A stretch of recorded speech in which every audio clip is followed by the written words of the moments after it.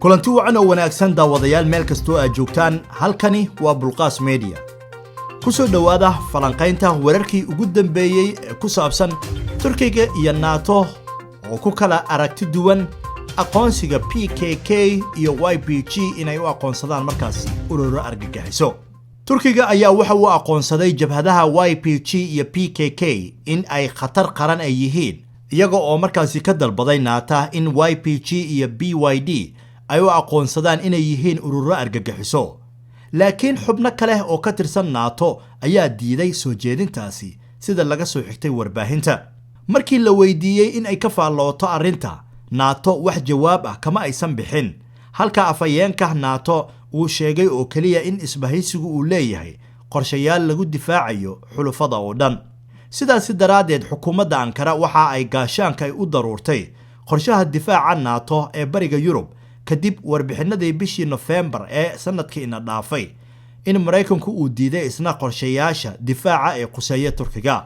haddii qorshaha difaaca ee ku saabsan Turkiga la daabaco, waxa ay ka dhigan tahay Mareykanku in uu mas'uul u ka noqon karo mas'uuliyadda sharciga ee lagu taageerayo ururada argagixisada sida ay sheegeen mas'uuliyiinta Turkiga.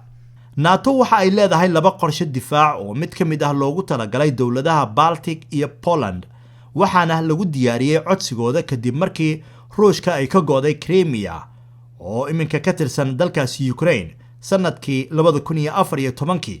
midda kalena waa Turkiga oo ka fiirsanaya hanjabaadaha kaga imanaya koonfurta. qorshayaashan waxa ansixiyay golaha North Atlantic Council, waxaana la cusboonaysiiyaa labadii sanaba mar isla markaana la daabacaa. ila diblomaasiyadeed ayaa u sheegay wargeyska Daily Sabah ee ka soo baxa wadankaasi Turkiga in qorshayaashaasi la ansixiyay iyo hanjabaadaha markaasi lagu xusay qorshayaasha oo ay ka mid yihiin markaasi ururada YPG iyo PKK. inkasta oo qorshaha la ansixiyay, Mareykanka iyo dalal kale oo badan ay diideen. Turkigu waxa uu leeyahay marka laga reebo hanjabaadda amniga qaran ee Ankara, kooxda argagixisada PKK iyo kordhinta amaba isku ballaarinteeda Syria, YPG waxay sidoo kale yihiin khatarta ugu weyn ee mustaqbalka Syria, iyagoo khatar gelinaya jiritaanka dhuleed ee dalkaasi iyo qaab dhismeed ka midaysan. inta badan waqooyi bari Syria waxa gacanta ku haya argagixisada YPG ee Mareykanku uu taageerayo. Turkigu ayaa sidoo kale waxa ay carabka ku adkaysay in taageeridda uu Mareykanku uu taageerayo argagixisada iyadoo oo marmarsiyo uu uga dhiganayo markaasi la dagaalanka Daesh sida Mareykanku uu sameeyay ay tahay mid aan la aqbali karin. si kastaba ha ahaatee, Mareykanka inta uu liiskiisa argagixisada uu ku daraya PKK, waxa uu sii wadayaa taageerada military ee adag ee YPG oo markaasi Turkigu uu aqoonsan yahay urur argagixiso ah isla markaana ku sugan dhinaca badda ee wadanka Syria, isagoo Mareykanku uu siiyay yiraahdeen Turkigu qalab iyo saanad military. bishii December ee kal hore, madaxweynaha Mareykanka Donald Trump waxa uu ku dhawaaqay in xukuumadda Washington ay ciidamadeeda kala baxayso Syria, isaga oo sheegay in Daesh laga adkaaday. go'aanka ka bixitaanka ayaa si dhaqso ah waxa loogu turjumay iyadoo ujeedadu ay tahay in la joojiyo taageerada Mareykanka ee YPG. haddana iskaashiga ka dhaxeeya Mareykanka iyo YPG wali waa arrin walwal laga qabo. bishii Abriil ee sanadkani, isbahaysiga uu hogaamiyo Mareykanka ee la dagaalama kooxda argagixisada ee Daesh ayaa 1.2 milyan oo dollarka Mareykanka oo sahay ah oo loogu talagalay dadaalada iyo ka hortagga COVID-19 iyo howlgallada lagula dagaalamaya argagixisada waxa uu markaasi ugu deeqay jabhadaha YPG iyo PKK. intaa waxaa sii dheer, waaxda difaaca ee Mareykanku ayaa waxay u qoondeysay 200 milyan oo dollarka Mareykanka ah sanadkan 2020 in lagu taageero ciidamada jabhadaha YPG iyo PKK ee dagaalka kula jiro markaasi argagixisada, gaar ahaana howlgalka ka dhanka ah Daesh. siyaasadda Mareykanka ee Syria, gaar ahaana taageeradeeda military ee argagixisada YPG, ayaa sabab u ahayd xiisadda u dhaxaysa Ankara iyo Washington.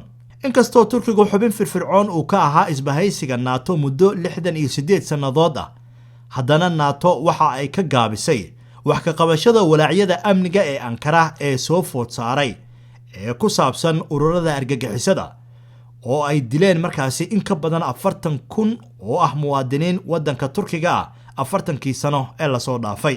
NATO oo la aasaasay sanadkii 1949 si ay u xakamayso hanjabaadaha military ee kaga imanayay midowgii Soviyeeti, waxa ay ku tiirsan tahay awoodda militariga Mareykanka si ay ula dagaalanto hanjabaado fara badan oo dhinacyada xuduudaha Yurub oo ay ku jiraan dib u soo celinta hubka nukliyeerka iyo weerarada maleeshiyaadka.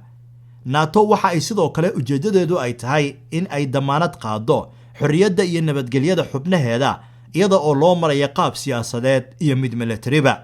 Turkiga oo ku biiray isbahaysiga militariga ee NATO ee ka dhaxeeya 29 wadan ee Yurub iyo waqooyiga Mareykanka isugu jira sanadkii 1952, haddana xubinnimada NATO waxa Turkigu u arkayay markaasi mid ku soo biirin karta wax badan oo dhinacyada horumarka iyo dhaqaalaha iyo militariga iyo horumarka siyaasadeed ee wadankaasi.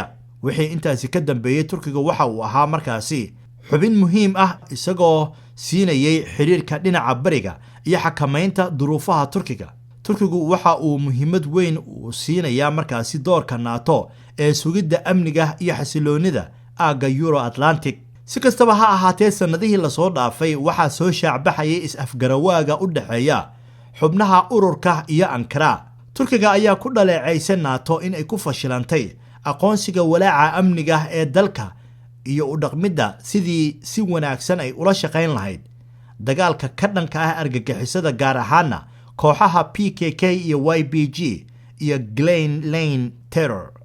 waad ku mahadsantihiin daawashada faallada warkaasi. halka aad kala socoteenna waa Bulqaas Media. fadlan haddii aad ku cusub tahay channelkan subscribe garee, haddii aad tahay macmiil soo noqdayna ha naga iloobin in aad gambaleelka aad furato ama click aad siiso si aad ula socoto waxyaabaha ugu dambeeya ee aanu soo gelino channelkan.